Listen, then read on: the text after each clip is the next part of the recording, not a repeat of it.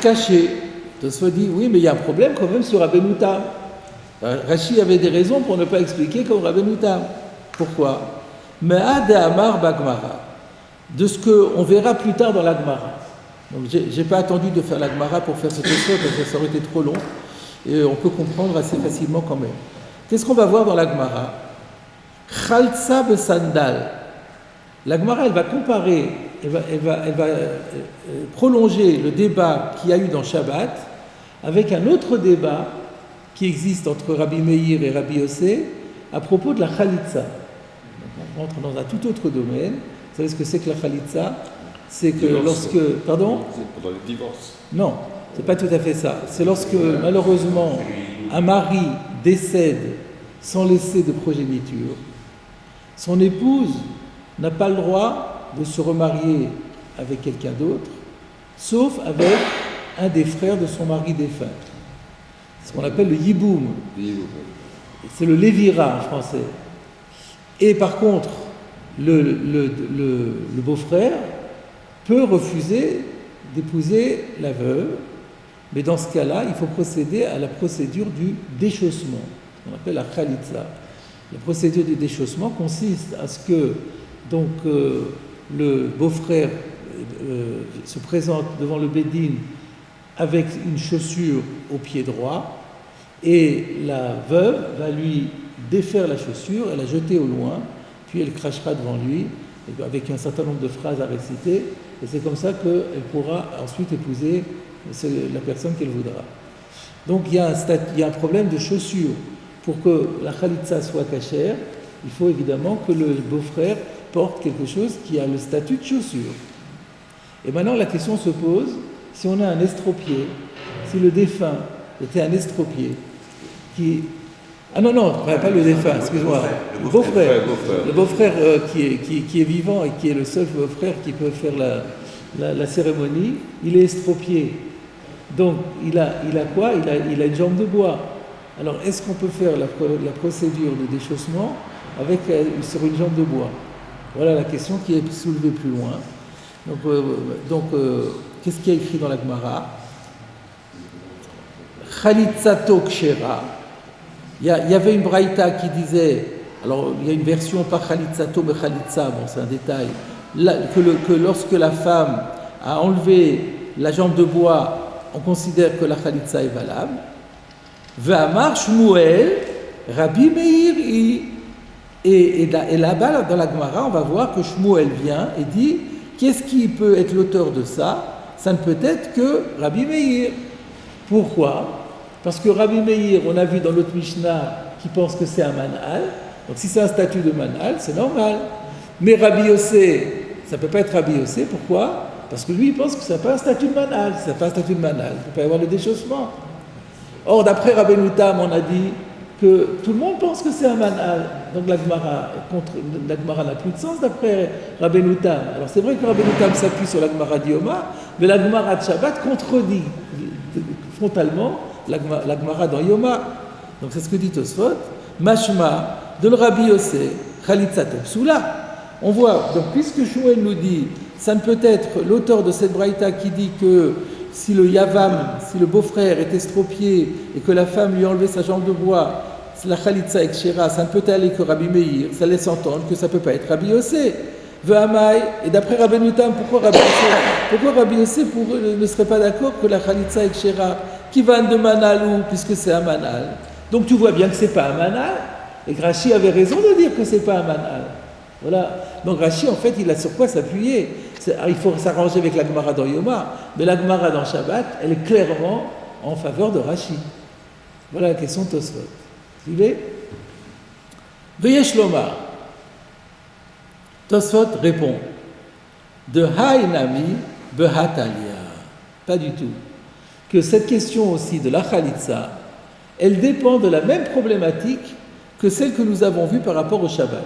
À savoir que la jambe de bois, selon Rabbi Yossé, n'est pas bien accrochée et risque de tomber. C'est la raison pour laquelle Rabbi Yossé avait interdit. Rabbeinu Tam nous dit, c'est le même argument qui va servir dans la Khalitza.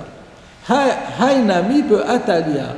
Dans le cas de la Khalitza, ça dépend aussi de la même chose, à savoir, de Kivan, de l'Inyan Shabbat, Gazar, Dilma Mifsik. Dilma Mifsik, étant donné qu'on a vu qu'il pense au sujet du Shabbat, qu'il a interdit de le porter de sortir avec le Shabbat, parce qu'on a peur que ça se décroche, et Nora, où il a l'herbo, donc ça prouve que ce n'est pas quelque chose qui est apte pour marcher avec. Le Shabbat. Non, si vous dites que le Shabbat, il y a un risque, on interdit de sortir avec parce qu'il y a un risque que ça se décroche, ça prouve que d'une manière générale, ce type de prothèse n'est pas vraiment adapté pour une marche correcte, normale. Parce que dans une marche correcte, normale, on n'a pas le risque que la chaussure se mette à tomber à n'importe quel moment. Et de sorte pour que vous compreniez mieux, Vedami, on peut comparer ce cas, le katan. On peut pas prévoir tout. Il faut vivre au jour le jour et c'est tout. Comme tu dis, ils ont décidé ici, c'est ici, ils ont décidé là, c'est long. C'est plus notre problème.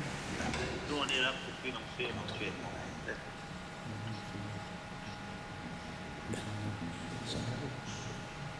Bravo. Vedami le katan, shechalatz bemanal gadol. On peut assimiler ce cas-là à quelqu'un de petite taille qui aurait utilisé pour la khalitsa la chaussure d'une plus grande taille. Quelqu'un qui fait du 39 fillettes et on lui a mis une chaussure 42. Et la Gemara dit que ce n'est pas valable, parce que la chaussure, elle n'est pas adaptée. Et bien là aussi, dans la mesure où c'est une chaussure, entre guillemets, qui ne tient pas bien au pied, qui risque de tomber, la preuve en est que le Shabbat, on ne lui permet pas de sortir avec, donc ce n'est pas une chaussure adaptée. Donc, pour Rabbi Yossé, on ne peut pas faire Khalitsa avec. Rabbi Meir, lui, il n'a pas la crainte, donc il considère que le risque de chute, que ça se décroche, est tellement faible qu'on n'en tient pas compte.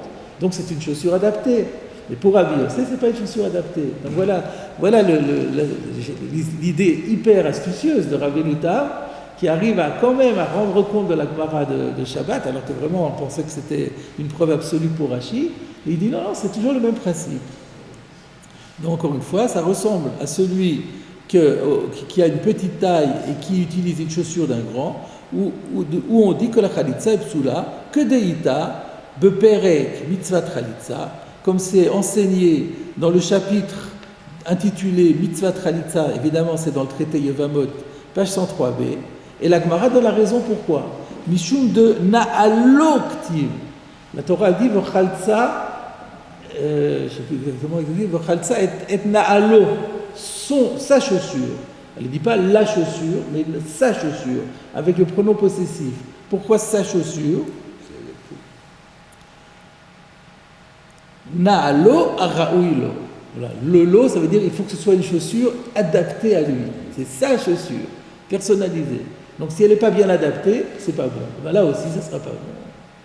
Voilà le pshat de Rabbeinu Tam. Il me semble que justement dans cette histoire de Khalitsa, les Batédinim avaient une chaussure spéciale pour la Khalitsa. Oui, on a une chaussure. Ah oui, mais donc c'est pas il y a plusieurs tailles et c'est pas sa chaussure, si c'est celle que le Bédine lui prête pour la cérémonie. Oui, on essaye d'avoir une taille qui est à peu près... alors il y a peut-être plusieurs tailles, et puis en général, la chaussure est calculée pour pouvoir s'adapter à n'importe quelle taille, sauf dans les cas exceptionnels peut-être. Alors, jusque-là, Rabbeinu Tosfot a donné raison à Rabbeinu Tam. Maintenant, Tosfot en vient encore avec une question énorme sur Rabbeinu Tam, toujours. Vim Tomar. Tosfot demande Echi gazre d'ilmanafi. Donc, selon Rabbeinu Tam, on a vu que Rabbi Yossé interdit parce qu'il a peur que la jambe de bois tombe et qu'il en vienne à la transporter Shabbat. Tosfot demande comment peut-on craindre que ça tombe, va-t-il la touiller et qu'il en vienne à la porter? Alors, Enlo et la Regelechal, il ne dispose que d'un pied. Son deuxième pied, c'était la jambe de bois. Mais si la jambe de bois tombe, l'eau yazouz même comment il va pas pouvoir bouger. Alors vous dites à cloche-pied, il va récupérer sa jambe et il va aller à cloche-pied. Ça veut dire ça c'est pas possible. Quelqu'un comme ça, qui ça arrive, il bouge plus. Il attend qu'on vienne le dépanner. C'est pas possible. Donc là, c'est ça la question. La question massue sur Abenutam qui dit mais attends. Il faut être concret, il faut voir la situation sur le terrain. Il faut l'attacher à sa ceinture. Oui, mais il ne peut plus avancer. Pourquoi on lui a mis cette jambe de bois? C'est pour marcher. Une fois que si elle tombe, elle ne peut plus, par définition, il ne peut plus marcher. Alors, donc, c'est pas qu'il ne peut pas la porter, il peut la porter, mais il ne la déplacera pas parce qu'il ne bougera plus lui-même. C'est ça la question de Tosfot. Et là, vous allez voir un retournement de situation. Le riz vient, qui est le neveu de Rabbeinu-Tam, vient au secours de son oncle et il dit de Maïre Shenose Beyado Makel. En fait, il y avait quelque chose dont on n'a pas encore parlé. En fait, ce monsieur, il a dans sa main une béquille. En fait, il marche avec une béquille. Il marche avec son pied d'un côté et une béquille de l'autre. Donc la jambe de bois, elle ne sert même pas à marcher en fait. Elle est juste là pour l'esthétique, elle n'est pas là pour marcher. Donc effectivement, si jamais elle se détache, eh ben, il va la prendre sur son épaule gauche et puis il continue avec sa béquille du côté droit. C'est ça la réponse de Tosfot. Veikar, alors il l'explique, Ikar alichato i bismichat makel. L'essentiel de sa démarche, elle est assurée par la béquille. Pourquoi il dit l'essentiel? Parce que c'est vrai que le pied, la jambe de bois, elle serre un petit peu, s'appuie un petit peu, mais c'est pas ça qui fait l'essentiel de son déplacement. Elle est assurée essentiellement par la béquille. Et donc, du coup, ça. Il vient en secours de Rachid. Il vient la béquille. De Rachid du Rif. Pardon? Il vient en secours du Rachid sur le Rif qui disait qu'il ne s'appuyait pas dessus. Voilà, c'est ça que je me disais, qu'on va avoir des nouveaux éléments qui vont nous permettre de valider l'autre version. Mais je vous propose de terminer l'étude du Tosfot et après on revient sur mais effectivement, c'est à nouveau. Là, c'est un point qu'on n'avait pas du tout envisagé, de dire que pour nous, il n'était rien dans les mains. Là, maintenant, on est en train de découvrir qu'il peut avoir une béquille. Donc, s'il y a une béquille, ça change tout le paysage. Alors, Ashta, donc maintenant qu'on a dit ça, Inami Mifsi, même si la jambe de bois se détache, Yuchal, Le'aler, eh ben, il pourra continuer à marcher. Et donc, Tosfot valide Rabbeinu-Tam jusqu'au bout. Donc, finalement, tout le monde est d'accord que c'est une chaussure. Rabbi Yossé aussi. La marloquette, c'est de savoir s'il y a un risque qu'on enlève ou qu'on n'enlève pas. Et pourquoi qu'elle se décroche plutôt ou pas. Parce que si elle se décroche, il y a un risque qu'il la transporte. Parce que de toute façon, on parle de quelqu'un qui marche avec une béquille. Donc c'est plus un malade. Pardon? S'il a une béquille, ce n'est plus un malade, peut-être. Elle n'est pas malade. Si, elle est manale. Elle est quand même manale. Et d'ailleurs, si vous regardez bien le Rashi qu'on avait vu, et que Tosfot rapporte d'ailleurs, il avait dit quoi? Ose kemin de fous regel. Pourquoi kemin de fous regel? Quelque chose qui ressemble à un pied. Pourquoi faire quelque chose qui ressemble à un pied? Il fallait dire simplement quelque chose qui lui. Juste une jambe de bois qui lui sert à marcher. Mais pourquoi il faut que ça a la forme d'un pied? Parce qu'en vérité, l'objet de cette prothèse, c'est pas tellement fonctionnel, c'est essentiellement esthétique. C'est pour que ça donne une forme de pied. Pourquoi j'ai dit ça? Parce que c'était quoi votre question? J'ai déjà oublié. Si tu as une béquille à la main, ouais. La prothèse ne lui sert pas pour marcher. Effectivement, elle ne lui sert pas pour marcher, elle lui sert pas pour marcher, elle lui sert pour donner une forme de pied. Mais ça suffit pour lui donner le statut de manal. Et le manal, c'est pas pour l'esthétique, c'est pour nous appuyer. C'est pas grave, c'est pas grave. Ça fait pour un estropié, c'est sa chaussure. On s'entend. c'est ce qui correspond à une chaussure. Évidemment, mutatis mutandis. Mais ça peut aussi servir à marcher. Il y a des amputés qui marchent sans béquille. Oui, tout à fait. Oui, et là aussi, d'ailleurs, ça marche un petit peu. On a dit Ikar alichato sur la béquille, mais un petit peu avec ça. Donc, ça plus ça s'appelle une manade. Et là, du coup, il va y avoir une implication halachique inattendue. Mikan yesh le atir le mi shekavtsu guide shokav la lechet bemaklo beshabbat. D'ici, on peut permettre à quelqu'un dont les ligaments sont croisés de marcher avec une béquille le Shabbat. On aurait pu se poser la question de savoir est-ce qu'on peut marcher avec une béquille le Shabbat puisqu'on porte la béquille. On n'a pas le droit de porter. Mais d'après ce qu'on vient de voir, puisque la Mishnah, elle parle d'un estropié qui marche, et on a expliqué que cet estropié, il a nécessairement une béquille, sinon on ne comprend pas la Gemara, on apprend d'ici de manière inattendue qu'on peut sortir avec une béquille le jour du Shabbat. Voilà ce que dit Tosfot. Et le Ran, je ne veux pas vous demander de le regarder parce que ça va prendre du temps pour rien. Le Ran nous dit que les Tosfot ont écrit au nom du riz que le riz avait vu Rabbeinu Tam qui a permis à la Chalomase. Donc en fait, quand Tosfot nous dit Mikan yesh le atir, tout ça c'est le riz qui parle. Et le riz dit moi j'ai vu mon oncle qui a à la Chalomase, il y a quelqu'un qui avait les ligaments croisés, qui allait trouver Rabbeinu Tam, lui demander est-ce que je peux sortir avec mes béquilles le Shabbat. Il dit tu peux y aller. Et la base, c'était notre Gemara, notre Mishnah. C'est un témoignage du riz sur son oncle Rabbeinu Tam. Voilà comment c'est marqué dans le Ran. Donc à ce stade, on a donc le pshat de Rabbeinu Tam. À ce stade, si on fait le bilan, le pshat de Rashi est récusé par Tosfot à cause de la Gemara d'Yoma et il est remplacé par le pshat de Rabbeinu Tam. D'accord ? C'est pas fini.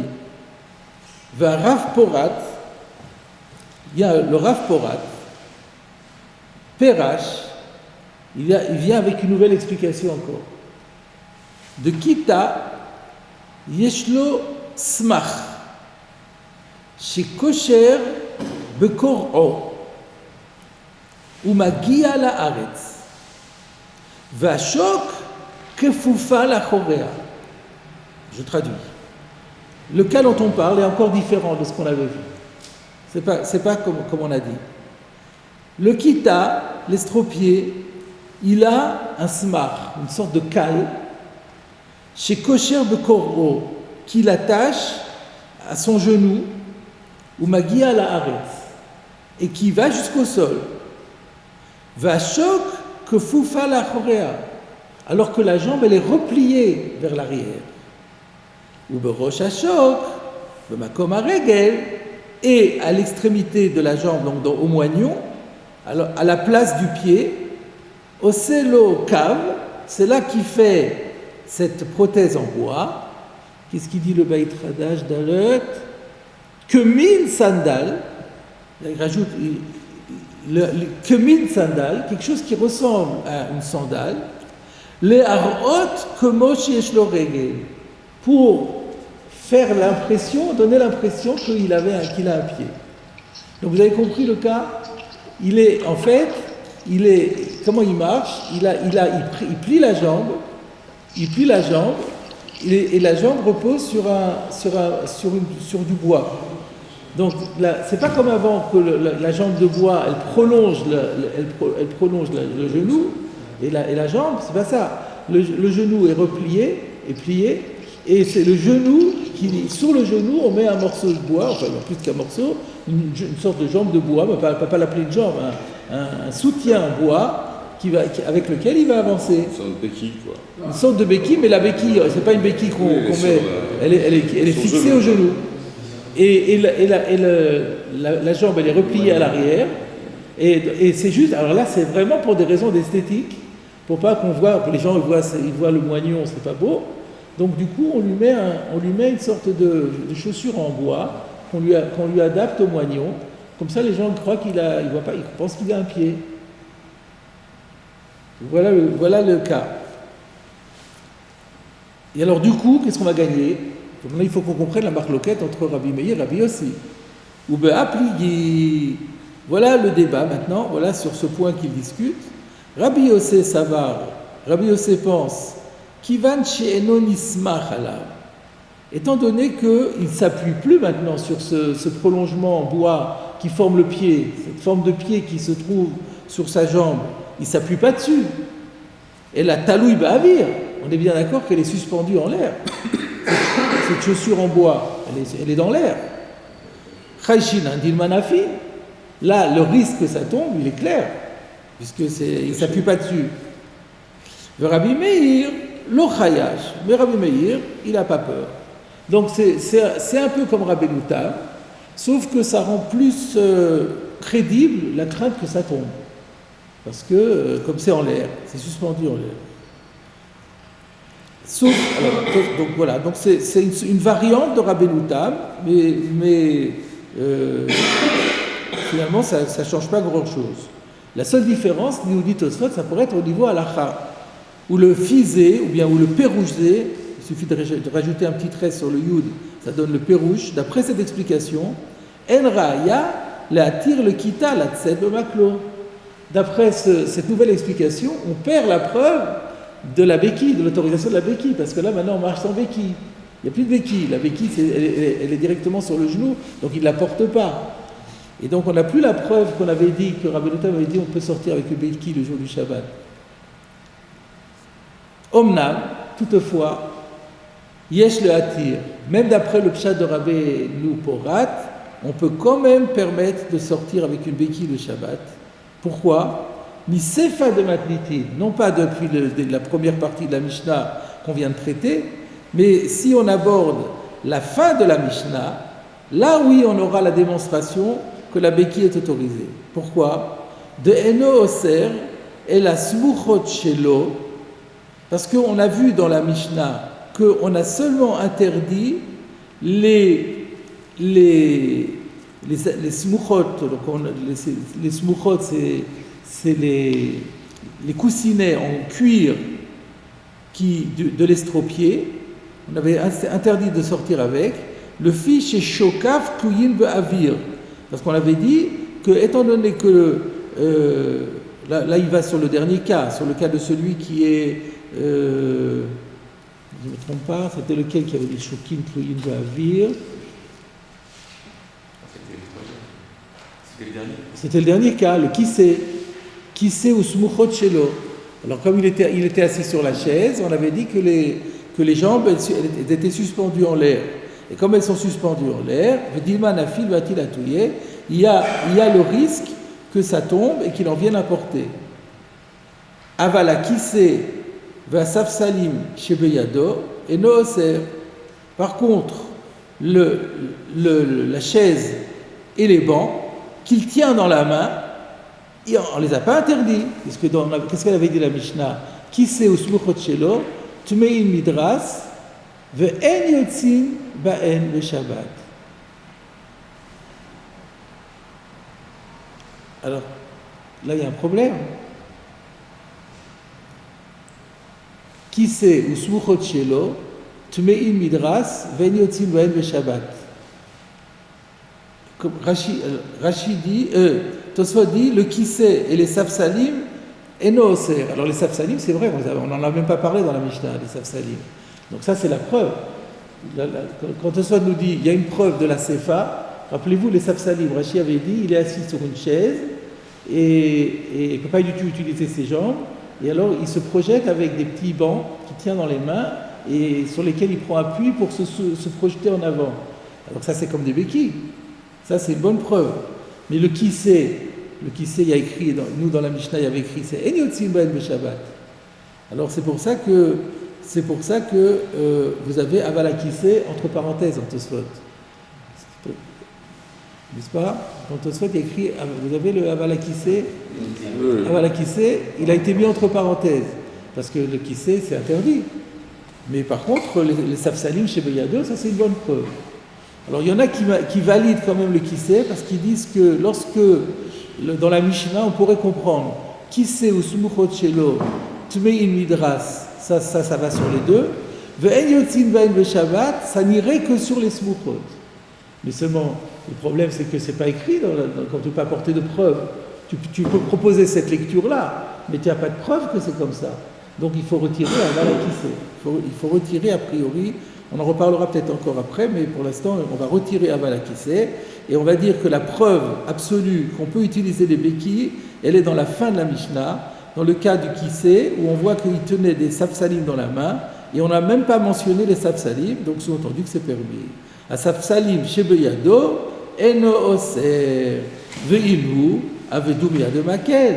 Or, les safsalim, c'est exactement la même problématique que les béquilles. Donc, si les safsalim sont autorisés, les béquilles sont aussi autorisées.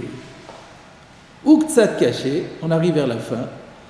Et il y a quand même un petit problème, nous dit Tosfot. Le fisé, d'après cette explication, Amai metamale rava mishum midras. Donc là, Tosfot se projette dans la suite de la Gemara. On va voir plus loin que Rava déclare impur, c'est-à-dire accessible à l'impureté, la jambe de bois au titre de midras, parce qu'il s'appuie dessus. Donc là, on est sur le pshat de Rabbeinu Porat. Selon Rabbeinu Porat, on a expliqué que le cave prolonge le moignon et il est complètement en l'air. Alors, est-ce qu'il s'appuie dessus? Il ne s'appuie pas dessus, il est en l'air. On a dit que c'est le genou s'appuie sur une cale en bois, mais là, on parle, le cave, c'est une forme de chaussure pour donner l'apparence d'un pied. Mais il est en l'air. Et on va voir quand même que Rava dit, non, le cave, il est à même Midras. Ça veut dire qu'il s'appuie dessus, mais il ne s'appuie pas dessus. Donc voilà la question de Tosfot. Comment Rabbeinu Porat va s'en sortir avec Rava? Amai metamele Rava mishum midras kivan shenon ismach alav, puisqu'il ne s'appuie pas dessus. Veshema, attention, il a dit ktsat caché, il a dit c'est un peu difficile. C'est très difficile. Non, parce qu'il y a une réponse possible. Shema, peut-être qu'on peut répondre que chez Ou Yoshev, que lorsqu'il s'assoit, parce que des fois il s'assoit, peu amim ou nismach alav.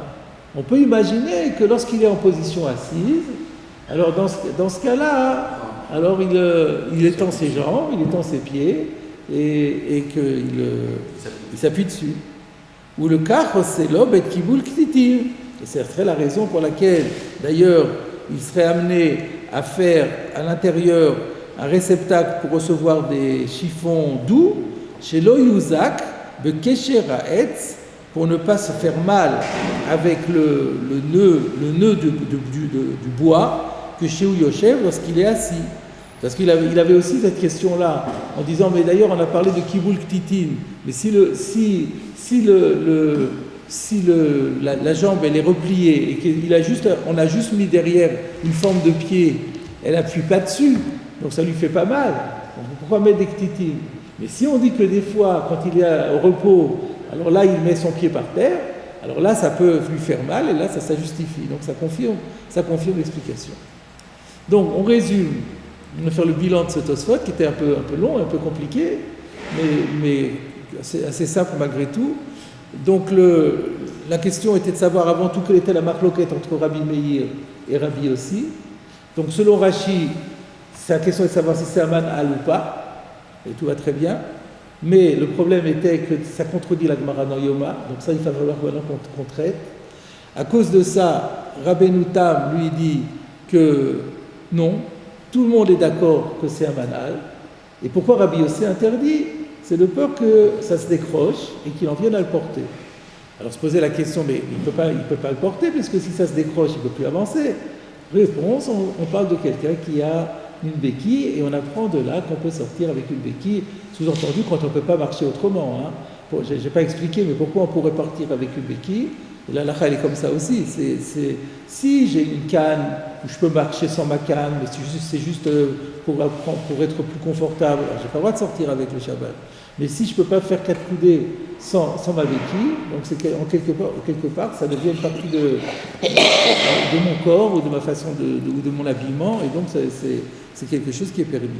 Et c'est donc, d'après Rabbeinu Tam, c'est de ça qu'on parle ici, et c'est pour ça que c'est autorisé. Et Rabbeinu Porat, lui, il a proposé de dire encore autre chose, c'est que la chaussure, elle a un rôle pratiquement que esthétique et qu'elle se trouve en arrière. Et du coup, on n'est plus obligé de faire intervenir des béquilles dans ce cas-là. Mais on aura le éther des béquilles grâce à la fin avec les safsaliers. Voilà les 3 explications.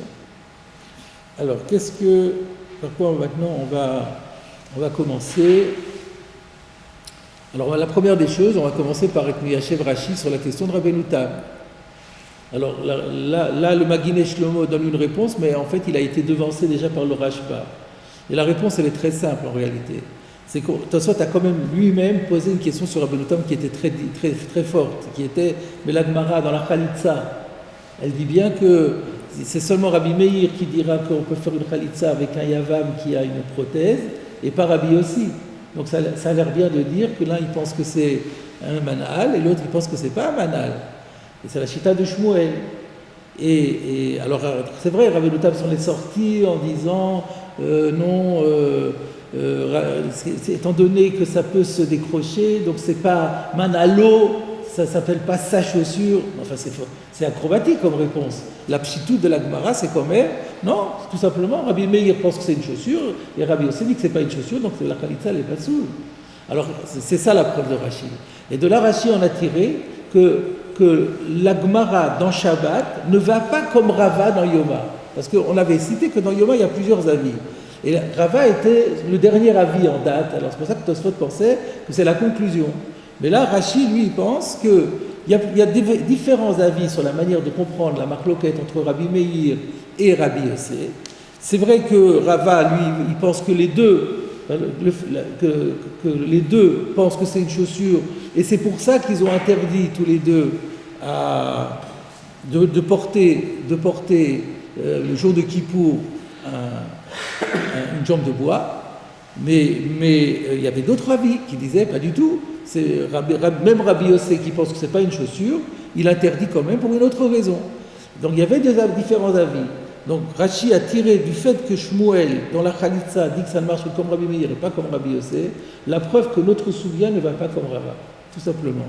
Donc en d'autres termes, il y a plusieurs manières de comprendre Rabbi Meir et Rabbi Yossé. Alors c'est vrai que Rava, lui, ne comprendrait pas notre Mishnah comme Rashi l'a expliqué, mais Rashi a expliqué la Gemara comme la Gemara dans Shabbat.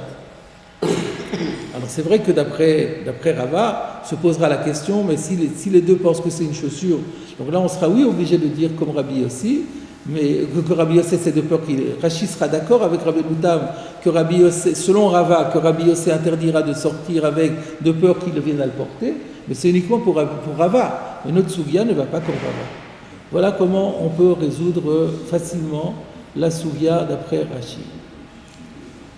Alors maintenant je vous propose maintenant d'étudier le Maharsha sur l'histoire de Nismar ou pas Nismar.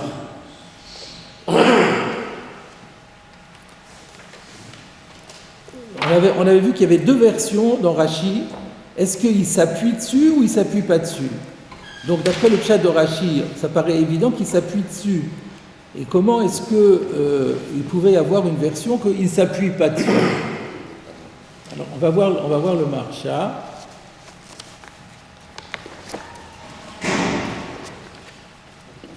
Daf Samechei Amud Bet.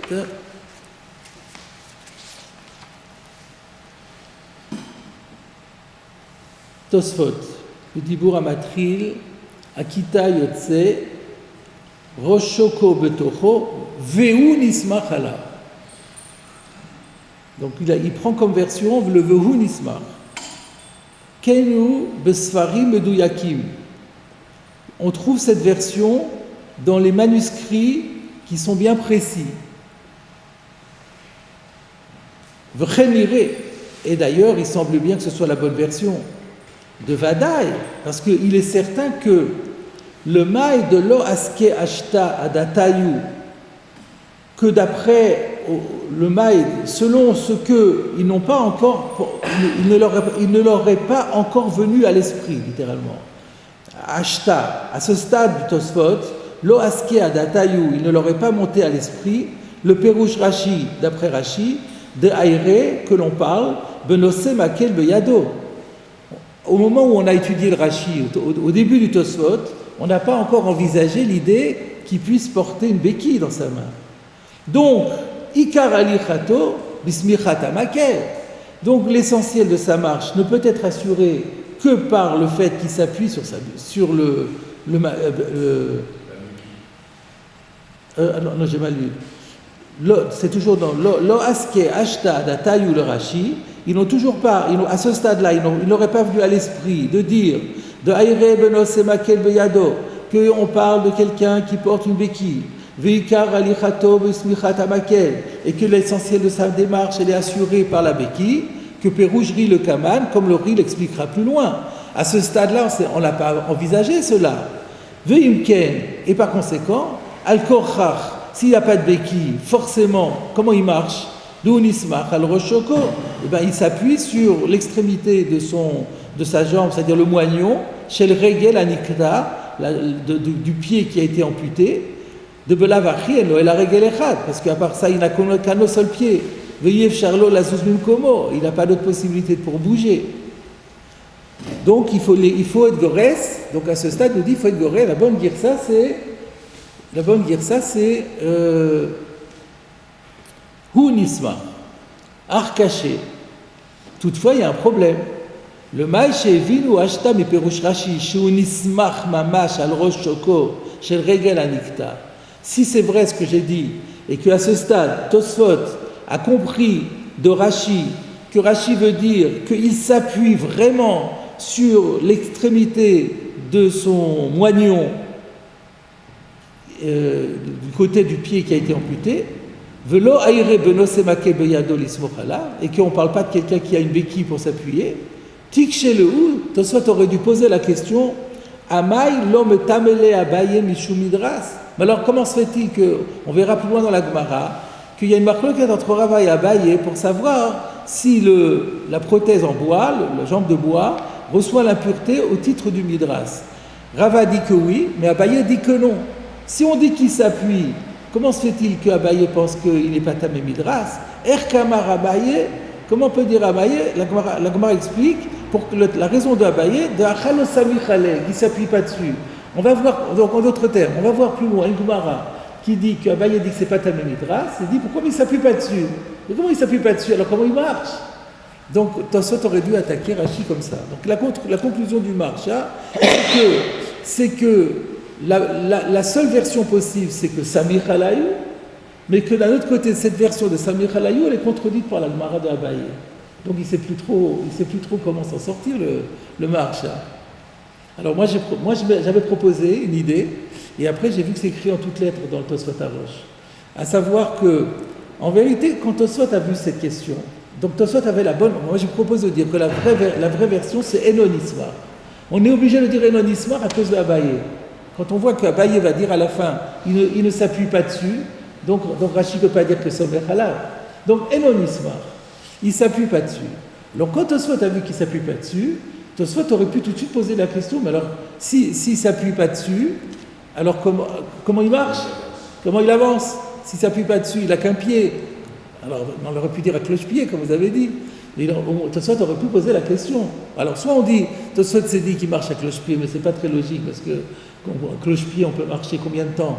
En fait, quelques mètres, on peut faire à cloche-pied, mais on ne peut pas faire toute une marche d'une heure à cloche-pied, c'est pas possible. Donc Tosfot avait cette question-là. Moi, ce que je propose de dire, c'est que Tosfot avait cette question-là, mais qu'il en avait une autre encore plus forte. Donc il a laissé de côté, c'était marginal, la question de savoir le nismar, c'était marginal. La question basique, c'était comment tu peux dire que la marloquette entre Rabbi Meir et Rabbi Yossé, est-ce que ça s'appelle man'al ou pas? C'est contredit par la Gemara de Yoma. Ça, c'est la question majeure. Puis ensuite, Tosfot a avancé, puis il a posé à Rabbi Nutam, il a posé la question à Rabbi Nutam, mais comment Rabbi Yossé, tu me dis que Rabbi Yossé a peur que ça se décroche et qu'il la porte, mais comment il va avancer s'il n'a plus qu'un pied? Et donc on arrive à l'idée qu'il y a une béquille. Quand on arrive à l'idée qu'on a une béquille, on comprend que Rashi aussi voulait parler d'une béquille. Et dans le Tosfot Arosh, c'est écrit en toutes lettres que le pshat dans Rashi, c'est qu'il a une béquille. Donc il ne l'avait pas dit, mais en disant Enon Ismachala, ça le sous-entendait. Et donc finalement, on peut très bien maintenir. Donc les deux versions sont possibles. Mais si on dit Nismar, on a un problème avec Abaye. Il vaut mieux dire la bonne version est finalement l'ancienne, celle qu'on avait vue dans Rashi à l'arrive, et non Nismar. Et si vous posez la question, mais comment il avance, sous-entendu, il a une béquille, comme on l'a vu après dans Rabbeinu Tam, et comme on l'a vu dans Rabbeinu Porat. Et donc voilà, on a résolu ce problème. Vous voyez que tout finalement résolu. L'histoire de la béquille, Oui. ça marche pour une personne qui aurait un pied dans le plâtre ou c'est uniquement pour vraiment un dystrophie? Non, c'est pour toute personne qui ne peut pas faire 4 coudées sans béquille, simplement. Donc ça dépend des cas. Quand on vous pose la question, il faut poser la question, quand vous êtes à la maison, est-ce que vous marchez avec béquille ou sans béquille? Ah non, à la maison, je marche sans béquille. Est-ce que je m'appuie sur les murs et tout comme ça aussi? Ah non, c'est autre chose. Les murs, ils jouent le rôle de béquille. Non, est-ce que vous arrivez à marcher sans rien? Ah oui, quand je vais aux toilettes, Ça serait une seule béquille, et peut-être pas les deux, un truc comme ça. Oui, c'est exactement. Comment il peut faire sans 4 coudées? Ce qu'il ne peut pas faire sans faire 4 coudées, il a le droit de sortir avec. C'est la même chose pour une canne? Oui. Ouais. Alors pour une personne âgée? Oui, la même chose.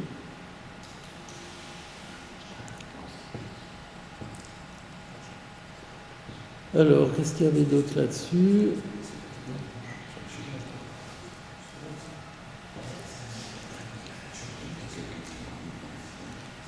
Alors, sur le Rav Porat,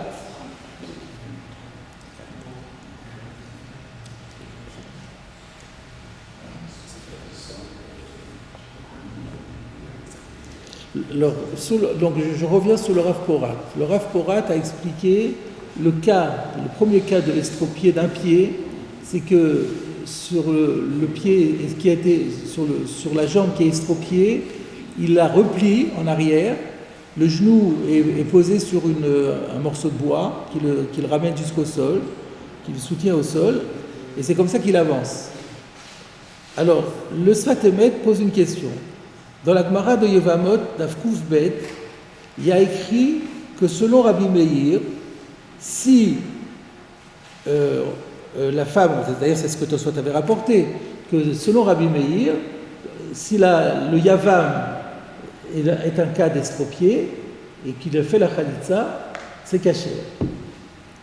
Alors il pose la question suivante, il dit, d'après Rabbeinu Tam, c'était très clair, parce que c'est un statut de chaussure, puisque il marche dessus, donc c'est comme sa chaussure. Mais d'après Rabbeinu Porat, le pied est replié. Donc on a expliqué que le bois, là, la prothèse, elle a un caractère purement esthétique. Donc comment ça se fait? Donc ça représente un pied. Comment on peut appeler ça une chaussure? Comment Rabbi Meir peut dire que la Khalitsa est kshera? Voilà la question que soulève le Sfat Emet. Puisque ça représente un pied, c'est pas une chaussure. Alors la réponse que je propose, j'ai bien souligné que dans le Beit Hadash, il y avait sans doute que le Sfat Emet n'avait pas la version du Beit Hadash. Donc c'est à la 4e ligne dans Tosfot, avant la fin, il y a écrit Bimkom ha-regel ose lo kav le harot kemo sheyesh lo regel. Donc le Sfat Emet avait cette version-là. Il fait un cave qui fait croire qu'il a un pied. Donc il a compris que c'est une sorte de pied. On a sculpté une sorte de pied, on lui a mis là. Il a dit, un pied, c'est pas une chaussure. Alors comment Rabbi Meir peut dire que la Khalitsa elle est cachée? Mais si vous regardez le petit Dalet qui renvoie au Beit Hadash, comment il a lu? Oselo kav kemin sandal le harot kemo sheyesh lo regel. C'est pas un pied, c'est une chaussure. Mais quand il a mis une chaussure, les gens se disent, dans la chaussure il y a un pied. Et donc du coup c'est une chaussure. Donc c'est normal que Rabbi Meir pense que, puisque c'est ça joue le rôle de chaussure, et ben ça s'appelle une chaussure, c'est sa chaussure. Voilà la manière dont je propose de répondre au Sfat Emet. Il y a une chaussure sur la prothèse, quoi. Ouais. Non, même pas, il n'y a pas de la prothèse, c'est juste une chaussure. La prothèse a la forme de chaussure, c'est tout.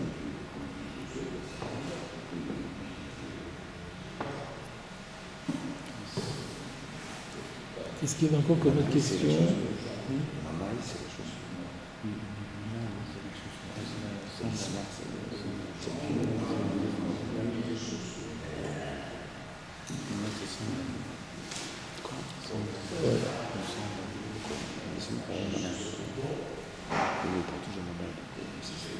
Alors, qu'est-ce qu'il y avait encore? Le Rav Eliezer Moshe Horowitz pose une question qui vient de Gazar d'Imam Mystique.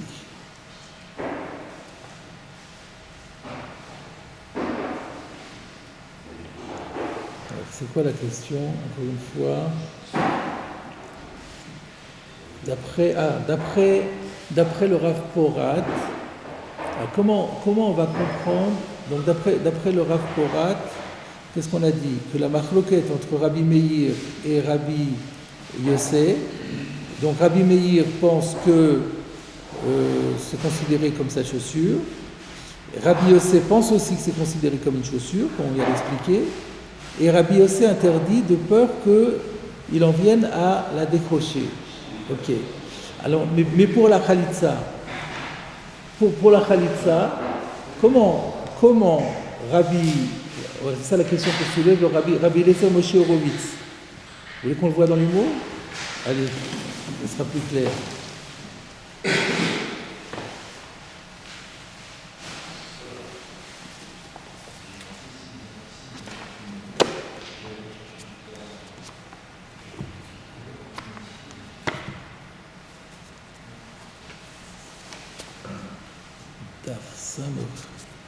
He Amudbet, Tosfot, Dibour Amatril, Akita, vous l'avez? Ouais, bravo.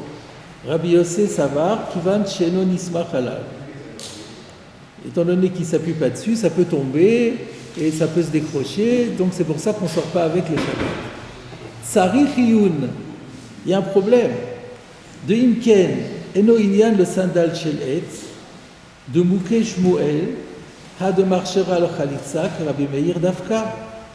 Comment on va comprendre après ça que on avait parlé d'une chaussure en bois, Shmuel avait dit il n'y a que d'après Rabbi Meir que c'est kasher pour la Khalitsa et pas pour Rabbi Yossi. Qu'est-ce qu'il pose comme question? Vous vous rappelez, c'est la Gemara que Tosfot a recité. Encore une fois, que si le Yavam, c'est un estropié comme l'a expliqué Rabbeinu Porat, cet estropié-là, la femme lui a fait une khalitsa. Rabbi Meir, Shmuel dit, pour Rabbi Meir c'est kasher, mais pour Rabbi Yossi ça ne veut pas être kasher. Pourquoi ça ne veut pas être kasher? Pourtant on a dit que Tosfot pense que Rabbi Yossi est d'accord que ça s'appelle manal. S'il s'appelle manal, ça devrait être kasher. Alors qu'est-ce qu'il avait dit Rabbi Tam? Étant donné que quand il marche, ça peut tomber de temps en temps, alors ça ne s'appelle plus na'alo, c'est plus sa chaussure. Et là il demande maintenant, tsari chiyun. Mais dans ce cas-là, dans le cas de Rabbeinu Porat, la chaussure, elle ne sert pas à marcher du tout. Il ne marche pas avec. Elle est juste en l'air pour faire joli, juste pour donner une apparence de pied. Donc en quoi le fait que ça tient pas bien le pied, ça va faire que ça s'appelle plus na'alo. Donc c'est ça la question qui soulève.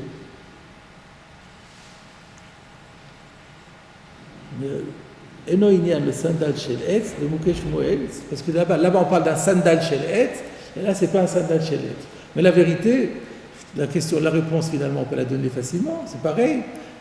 À partir du moment où on admet que on a bien expliqué que c'est que min sandal. Peut-être que lui encore une fois c'est comme le Sfatémet. Il croit que c'est un pied, c'est pas une chaussure. Alors si c'est un pied, ça n'a plus rien à voir avec une sandale, donc on ne comprend pas comment Rabbi Yossé peut dire que c'est kasher. Ou plus. Mais si on dit que, comme on l'a expliqué, c'est une sandale qui fait croire qu'il y a un pied à l'intérieur, donc ça s'appelle un na'alo pour tout le monde. Et pourquoi Rabbi Yossé va dire que c'est pas bon? Parce que comme ça tombe de temps en temps, alors de nouveau, c'est pas na'ala raouilo. Comme les gens y voient que ce monsieur-là, il a une chaussure, et cette chaussure-là, elle tombe de temps en temps. Une chaussure qui tombe, c'est pas une bonne chaussure, c'est comme la petite taille, comme quelqu'un qui a une petite taille de pied et qui met une grande chaussure. Donc c'est la même chose finalement. Donc je pense encore une fois en revoyant que sans doute que lui il a posé sa question parce qu'il a dit ça n'a plus aucun rapport avec sandal, parce qu'il croit qu'il n'y a pas de sandal ici. Mais avec le commune sandal du Baït Hadash, on a résolu exactement de la même façon. Voilà, donc tout est parfaitement résolu.